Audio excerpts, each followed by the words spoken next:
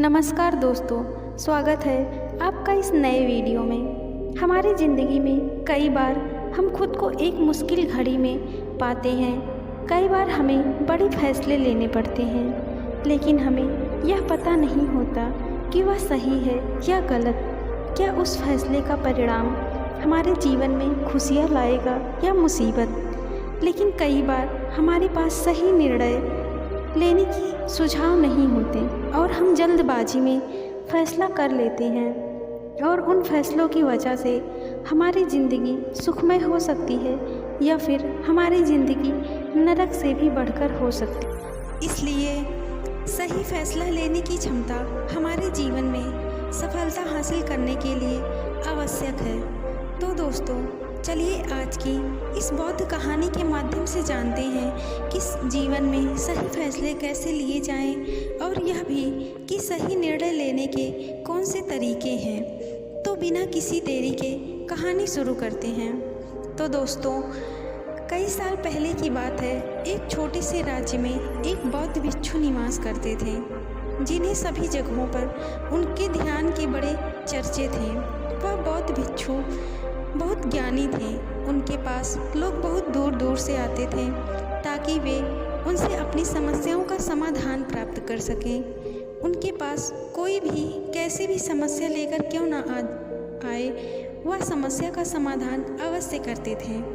जब भी वह किसी की समस्या सुनते तो उस समस्या को बड़े ही ध्यान से सुनते थे, समझते, उसमें लीन हो जाते, और उसके बाद कुछ देर के लिए वह आंखें बंद करते और समस्या के बारे में सोच विचार करते, और उसके बाद उसका समाधान दे देते थे। ऐसे में कोई भी व्यक्ति उनके बारे में केवल एक ही बात सोचता था, शायद इन साधु के पास कोई ऐसी चमत्कारिक शक्तियाँ हैं जिससे यह समाधान पूछते हैं और उसके बाद वह हमें तुरंत समाधान बता देते हैं। एक बार एक युवक ने उन महाराज से यह भी पूछ लिया, क्या आपके पास ऐसी कोई चमत्कारी शक्तियाँ हैं जिसके कारण आप हमारी समस्याओं का समाधान करते हैं, या आपके पास ऐसी कोई दिव्य दृष्टि है जिससे आप हमारी समस्याओं का समाधान खोज पाते हैं। उस युवक की यह बात सुनकर वह साधु जोर जोर से हंसने लगे, लेकिन उन्होंने उस युवक की बात का कोई जवाब नहीं दिया। उसके कुछ ही दिनों बाद उस राज्य में एक बड़ी अजीब सी घटना घटी। उस राज्य में एक बुढ़िया औरत रहा करती थी, जो अपने घर में अकेली ही रहती थी। उसका कोई ना था। उस राज्य से होकर 4 मित्र अपने घर की ओर जा रहे थे। वे लोग दूसरे नगर में काम करके पैसा इकट्ठा करके अपने गांव की ओर जा रहे थे। ये बहुत पुराने ज़माने की बात है, जब यातायात के साधन नहीं हुआ करते थे, इसलिए वे लोग पैदल ही यात्रा करते थे। इसी कारण वे चारों मित्र अपने अपने धन को इकट्ठा करके अपने गांव की ओर प्रस्थान कर रहे थे। उन चारों ने अपना अपना धन एक छोटी सी पोटली में रखा था, और उसी पोटली में उन सब की सारी कमाई थी। तभी उन चारों मित्रों में एक मित्र कहता है, मित्रों, इस तरह से यदि हम अपना धन अलग अलग रखेंगे तो इससे हमारा धन चोरी हो सकता है। क्यों ना हम अपना सारा धन एक ही पोटली में रख दें, जिससे हम सब इस पर ध्यान भी दे सकेंगे और हमारा धन सुरक्षित भी हो जाएगा। और जब हम अपने गांव पहुंच जाएंगे तो हम वहां पर अपना अपना हिस्सा इसमें से ले लेंगे। उन तीनों मित्रों ने उस युवक की बात मान ली, और वे सभी मिलकर अपना धन एक पोटली में रख देते हैं, और वे सभी मिलकर अपने गांव की ओर आगे बढ़ते हैं। चलते चलते काफ़ी समय बीत चुका था और अब रात्रि होने वाली थी। तभी आगे चलकर रास्ते में उन्हें एक घर दिखाई दिया, जहां पर वह बूढ़ी औरत रहा करती थी। रात्रि का समय भी हो चुका था, और उन चारों मित्रों को रात रुकने के लिए कोई ना कोई जगह की आवश्यकता भी थी। ऐसे में उन चारों ने मिलकर यह योजना बनाई कि वे लोग आज रात इसी घर में ठहरेंगे। इसलिए वे चारों लोग उस घर की ओर आगे बढ़ते गए। उस घर का दरवाज़ा खटखटाते हैं। तभी सामने से एक बूढ़ी औरत दरवाज़ा खोलती है और उन चारों मित्रों में से एक मित्र हाथ जोड़कर उस बूढ़ी औरत से कहता है, माताजी, हम अपने गांव की ओर जा रहे थे, लेकिन यहाँ रास्ते में ही रात हो गई और अब हम इतनी रात में सफ़र नहीं कर सकते। इसलिए हमारी आपसे विनती है कि हम आपके यहाँ पर एक रात रुकना चाहते हैं। सुबह होते ही हम यहाँ से चले जाएंगे। उस बूढ़ी औरत ने काफ़ी देर सोच विचार किया और उसके बाद वह बूढ़ी औरत कहती है कि ठीक है, तुम सभी आज रात के लिए यहाँ पर रुक सकते हो, मुझे कोई दिक्कत नहीं। मैं खाना बनाने जा रही हूँ, कहो तो तुम लोगों के लिए भी बना दूँ। उन चारों ने सहमति जताते हुए कहा, हाँ बिल्कुल। उसके बाद उन चारों मित्रों ने धन की पोटली उस बूढ़ी औरत को थमा दी और कहा, माताजी, इस पोटली में हमारे साल भर की कमाई है। हम चारों ने अब तक का अपना सारा कमाया हुआ धन इसी पोटली में रखा है और अब हम इसे आपको सौंपते हैं, क्योंकि यह हम चारों से ज़्यादा आपके पास सुरक्षित होगा। हम बस इतना चाहते हैं कि यदि हम चारों में से कोई एक व्यक्ति से लेने आए तो आप इस पोटली को उसे मत देना जब तक कि हम चारों एक साथ इस पोटली को लेने ना आएं। तभी वह बूढ़ी औरत कहती है, ठीक है बेटा, यदि तुम चारों एक साथ आओगे तभी मैं इस पोटली को आपको सौंपूंगी। और वैसे भी आप लोग तो सुबह यहाँ से चले जाने वाले हैं, मैं आपको सुबह ही यह पोटली थमा दूँगी। वह धन की पोटली उस बूढ़ी औरत को थमाकर चारों मित्र निश्चिंत हो जाते हैं कि अब उनका धन सुरक्षित है और वे लोग खाना खाकर सो जाते हैं। अगली सुबह जब वह चारों उठते हैं तो सभी लोग अपनी आगे की यात्रा के लिए तैयारियां शुरू कर देते हैं। उन चारों नौजवानों में से एक नौजवान थोड़ा सा बदमाश था। वह अपने उन तीनों मित्रों से कहता है, भाइयों, इस बूढ़ी औरत ने हमारी रात भर खातिरदारी की है, हमें अच्छा भोजन खिलाया है, सोने के लिए अच्छी जगह दी, रात भर यहाँ सर छुपाने के लिए एक अच्छा मकान दिया और हमने अब तक उसके लिए कुछ नहीं किया। वह बूढ़ी औरत अकेले ही खेतों में काम करती रही है। क्या हम सभी यहाँ से जाने से पहले इस बूढ़ी औरत की मदद नहीं कर सकते? उस बदमाश नौजवान ने मन ही मन यह योजना बना ली थी कि वह किसी तरह से भी उस बुढ़िया से पोटली हासिल करके ही रहेगा। बाकी के तीनों मित्र उसकी बातों में आ जाते हैं और वे सभी मिलकर उस बुढ़िया की मदद करने अर्थात खेतों में काम करने के लिए चल पड़ते हैं। वे सभी मिलकर खेतों का काम कर ही रहे होते हैं कि तभी वह बदमाश नौजवान अपने बाकी तीनों मित्रों से कहता है, मित्र, मुझे जोरों की प्यास लग गई है, मैं ज़रा उस बूढ़ी औरत से पानी मांग कर लाता हूँ।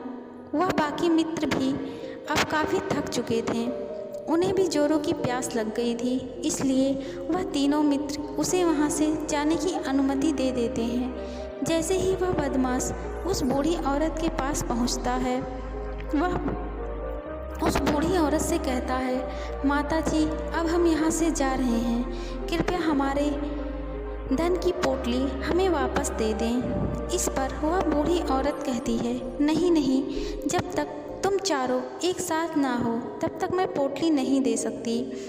तुम्ही ने तो कहा था कि जब तक हम चारों एक साथ ना हो तब तक यह पोटली किसी को ना देना। तभी वह उस बदमाश उन तीनों की तरफ इशारा करते हुए कहता है, हे लाओ। उन तीनों ने सोचा कि हमारा मित्र हमारे लिए पानी लाना चाहता है, इसलिए वह हमसे आज्ञा मांग रहा है। तभी उन तीनों मित्रों ने इशारे में उस युवक से कहा, हाँ हाँ ठीक है, ले आओ। यह देख उस बुढ़िया को यह लगने लगा कि अब यह चारों यहाँ से जा रहे हैं और यह पोटली मांग रहे हैं, इसलिए उस बुढ़िया औरत ने वह पोटली उस बदमाश के हाथों में रख दी और वह बदमाश उस पोटली को लेकर वहाँ से चला गया और बाकी के तीनों मित्र अपने खेत के काम में व्यस्त हो जाते हैं। कुछ देर बाद जब वह तीनों खेत का काम करके वापस लौटते हैं और बुढ़िया से कहते हैं कि माता जी, हमारा मित्र जो यहाँ पानी पीने आया था वह कहाँ गया।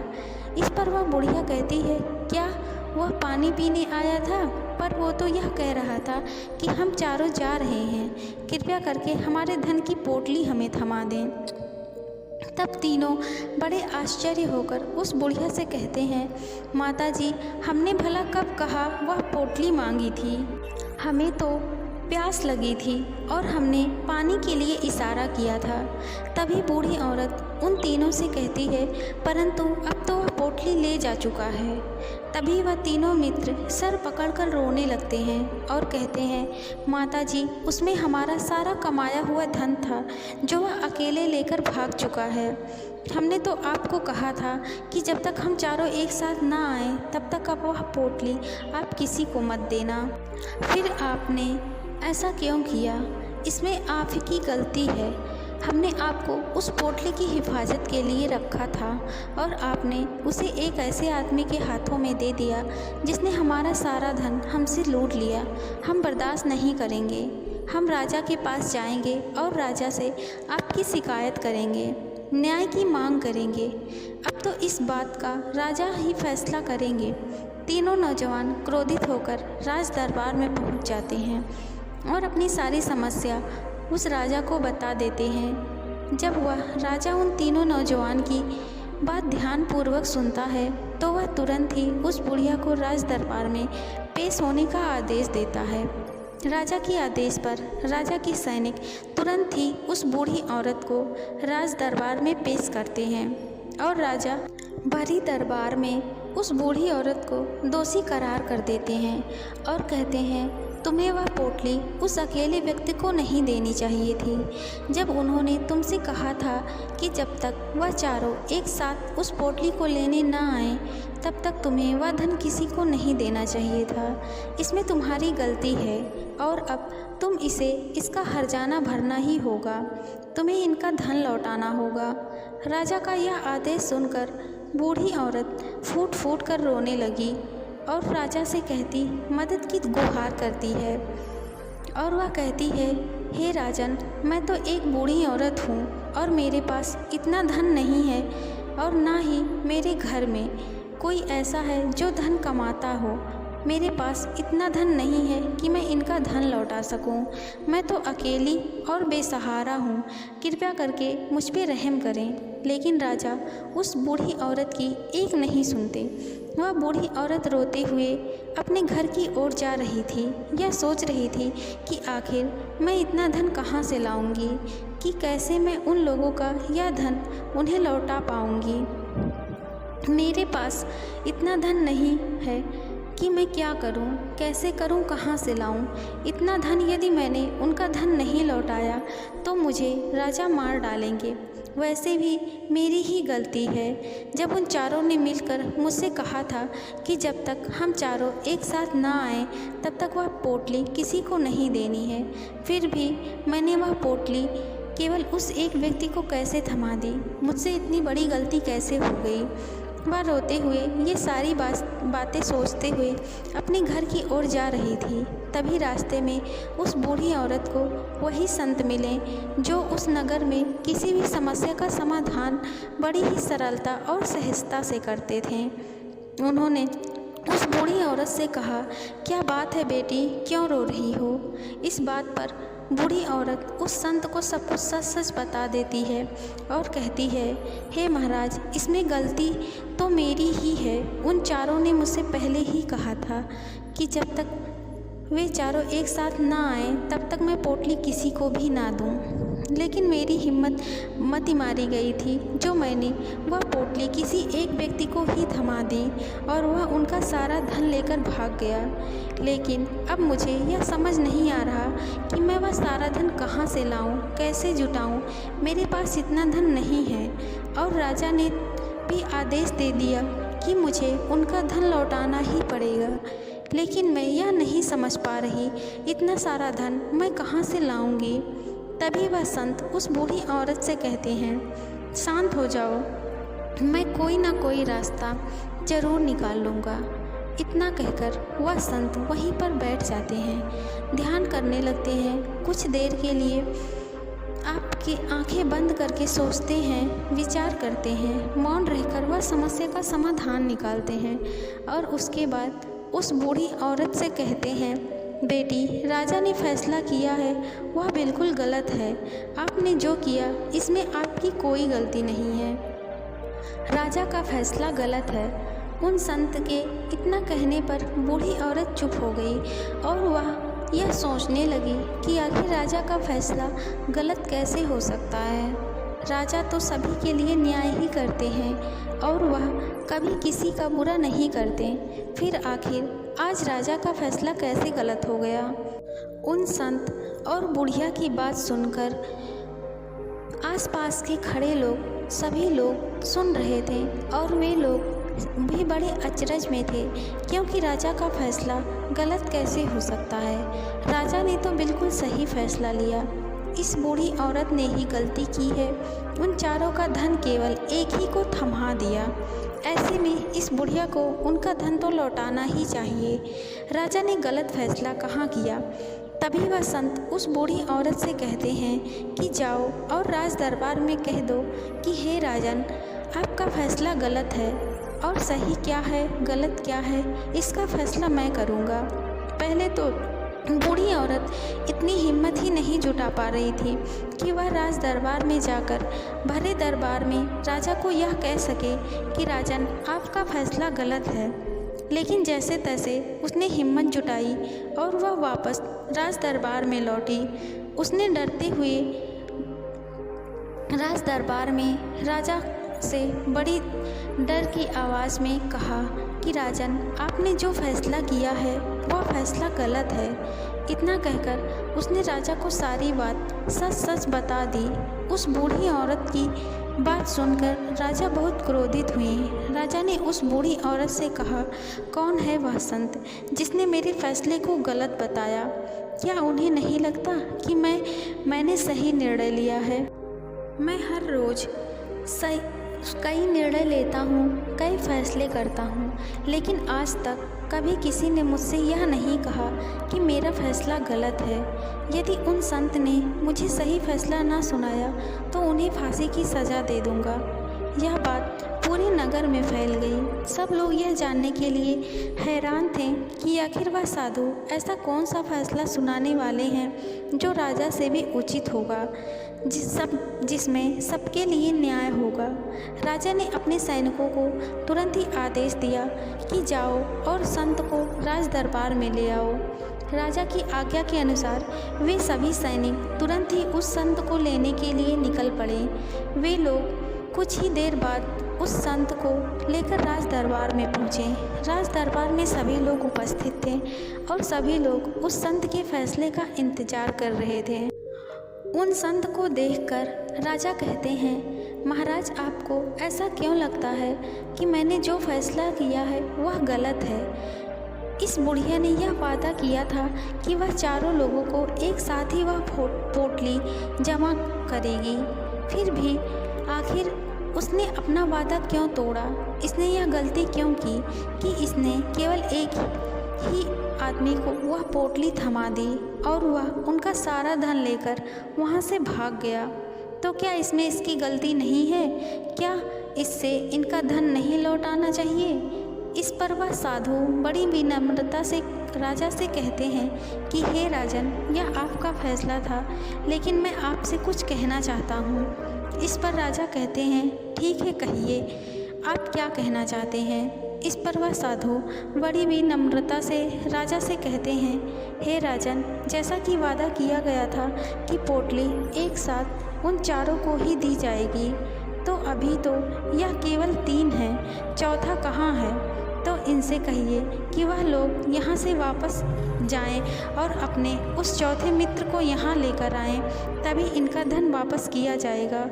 और वादा भी ऐसा ही किया गया था कि जब तक चारों लोग एक साथ ना हों तब तक उनका धन उन्हें नहीं लौटाया जाएगा। और यदि यह बूढ़ी औरत इन तीनों को धन लौटा देती है तो यह बूढ़ी औरत अपना वादा तोड़ देगी और यह सही नहीं है। इसलिए यदि आप चाहते हैं कि इनका धन लौटाया जाए तो सबसे पहले इनसे कहिए कि ये लोग जाएं और अपने उस चौथे मित्र को यहाँ वापस ले आएं। उस राज दरबार में हर कोई इस बात को सुनकर बहुत खुश हुआ। सभी लोग उस संत की बहुत तारीफ की। राजा भी उस संत के इस फैसले से पूरी तरह से सहमत थे। राजा ने तुरंत ही उस संत के सामने सिर झुका लिए और हाथ जोड़कर उनसे कहते हैं, हे महाराज, आपका यह फैसला इतना सही कैसे हो सकता है? आखिर ये बात मेरे दिमाग में क्यों नहीं आई? मैंने इस बात को इस तरह से सोचा क्यों नहीं? तभी वह साधु उस राजा से कहते हैं, हे राजन, आपके पास और भी काम होते हैं। आप दिन भर व्यस्त रहते हैं और आपको जल्दबाजी में फैसले लेने पड़ते हैं। आपने इस मामले को ना समझा, लेकिन इसे देखने में आप गलती कर गए। इससे आपने केवल ऊपरी तौर पर देखा, आपने इसकी गहराई तक जाने का प्रयास तक नहीं किया। यदि आपने इस मामले की गहराई को देखा होता, समझा होता, तो आप भी इसी नतीजे पर आते। जब तक हम किसी मामले की गहराई तक नहीं जाते, तब तक हम उसका सही समाधान नहीं निकाल सकते। लेकिन हम में से अधिकांश लोग तो अपने फैसले केवल जल्द में लेना चाहते हैं, भले ही वह मामला कितना भी गंभीर क्यों ना हो। हमें तो बस अपना हक चाहिए, हमारा नाम होना चाहिए, भले ही फैसला हमारे लिए आगे चलकर हमारे लिए नुकसानदायक क्यों ना हो। लेकिन हम तो उस मामले की गहराई तक जाने के लिए सोचते तक नहीं। तभी वह राजा उन संत से कहता है, हे महाराज, क्या आपके पास ऐसी कोई दिव्य शक्ति है? क्या आपके पास ऐसी कोई चमत्कारिक शक्ति है जिसे आप सवाल करते हैं और बदले में आपको जवाब देती है, जिस कारण आप सटीक और सही समाधान बता पाते हैं? राजा की यह बात सुनकर वह मुस्कुराने लगे और राजा से कहते हैं कि हे राजन, यह सवाल मुझसे कई लोगों ने पूछा है और मैंने कभी किसी का जवाब नहीं दिया, लेकिन आप इस राज्य के राजा हैं, इसलिए मैं आपके इस प्रश्न का उत्तर देता हूँ।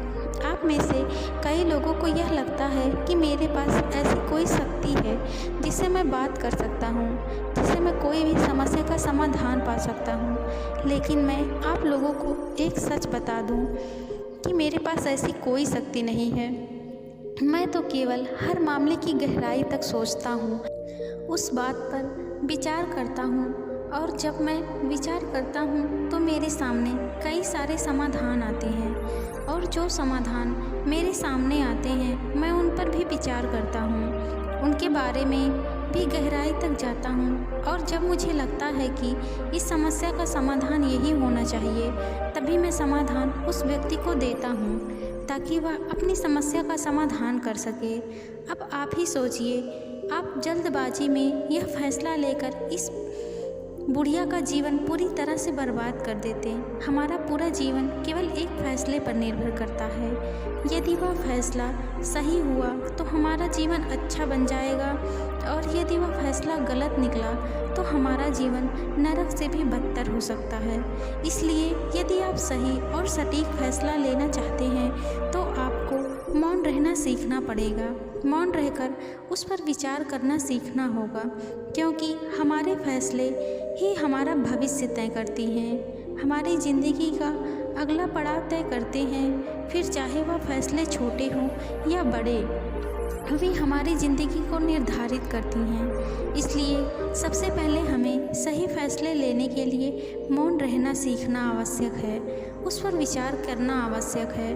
और जब आप ऐसा करते हैं तो आपके सामने एक ही समझ के कई सारे समाधान निकल आते हैं, और जब आप उन पर गौर करेंगे तो आपको यह समझ आएगा कि उन फैसलों का समाधान कैसे होना चाहिए, कि समाधान से आपको क्या फ़ायदा होगा और क्या नुकसान होगा।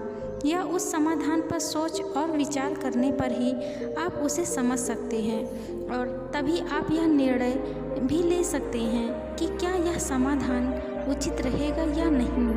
और यह संभव हो सकता है यदि हम कम बोलना शुरू कर दें।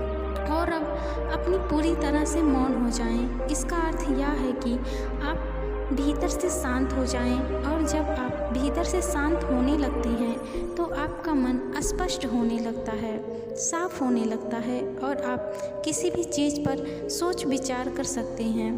और जब आप भीतर से शांत होने लगते हैं तो आप ऊपर से भी कम बोलते हैं, और जब आप धीरे धीरे कम बोलने के आदी हो जाते हैं तो आप साफ और स्पष्ट तौर पर सोच और समझ पाते हैं। आपके विचारों में शुद्धता आ जाती है, जिससे आपको साफ और स्पष्ट देखने को मिल जाता है कि यह कौन सा फैसला सही होगा और कौन सा फैसला गलत होगा।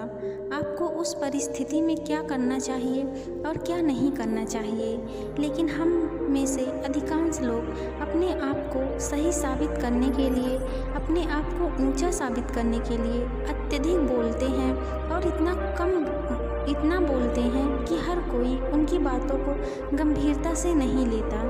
उन्हें ऐसा लगता है कि मानो ज़्यादा बोलना ही हमारे लिए हमारा शस्त्र है, लेकिन वह यह भूल जाते हैं कि वह अत्यधिक बोलकर मूर्ख बन रहे हैं। लोग हमारा मजाक बनाते हैं, हमें मूर्ख समझते हैं, हमसे दूर होने लगते हैं, क्योंकि उन्हें हमारी बकबक अच्छी नहीं लगती। लेकिन जब आप भीतर से शांत होने का प्रयास करते हैं और धीरे धीरे भीतर से शांत होने लगते हैं तो आप खुद ब खुद ऊपरी तौर पर कम बोलना शुरू कर देते हैं। इससे आपके मन में, आपके मस्तिष्क में एक साफ और स्पष्ट विचार उत्पन्न होता है, और आप अपने आप को साफ स्पष्ट तौर पर समझ पाते हैं, देख पाते हैं आपको कब क्या, क्यों और कितना बोलना चाहिए, और आपको कब, कैसे, क्यों, किस तरह से कौन सा फैसला लेना सही है या नहीं, यह भी आप अच्छी तरह से समझ पाते हैं। जब आप कम बोलना शुरू कर देते हैं तब आपको यह बात भी बहुत अच्छी तरह से समझ में आने लगती है कि जो हम बेकार की बकबक करते हैं उस पर हमारे शरीर की बेवजह ही कितनी सारी ऊर्जा यूं ही व्यर्थ हो जाती है, नष्ट हो जाती है, जिससे हम चाहें तो किसी ज़रूरी काम में लगा सकते हैं, फैसले लेने में लगा सकते हैं, जिससे हम तनाव मुक्त रह सकते हैं और हमें अच्छी नींद भी आ सकती है।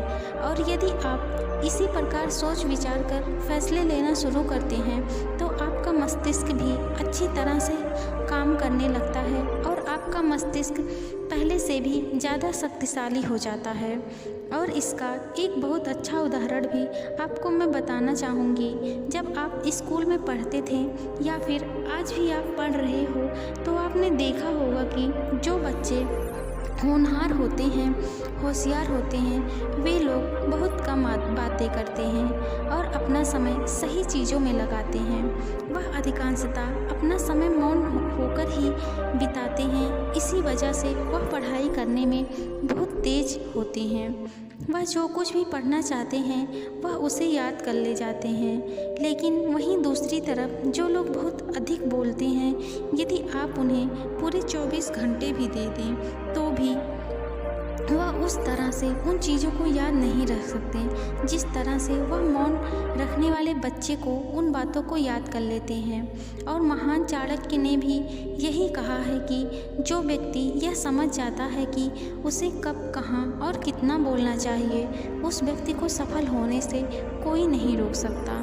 और आप इतिहास उठाकर देख सकते हैं, आज तक जो भी लोग महान हैं, जितने भी लोग सक्सेसफुल बने हैं, उन लोगों की आदत बहुत कम बोलने की है। उनका पूरा ध्यान केवल अपने लक्ष्य पर होता है और अपना पूरा समय वह अपने लक्ष्य को पाने में ही लगा देते हैं। इसलिए आपको भी यह आदत अपने जीवन में उतारनी ही चाहिए। और कम बोलने का अर्थ यह नहीं है कि आप ऊपर से कम बोलें, बल्कि आप भीतर से कम बोलें, भीतर से शांत रहिए। यदि आप रोज़ इसका अभ्यास करते हैं तो केवल कुछ ही दिनों में इससे होने वाले लाभ आपको आपके सामने नज़र आने लगेंगे। तो दोस्तों, अगर आपको ये कहानी पसंद आई हो तो please like, comment, share and subscribe. Thank you.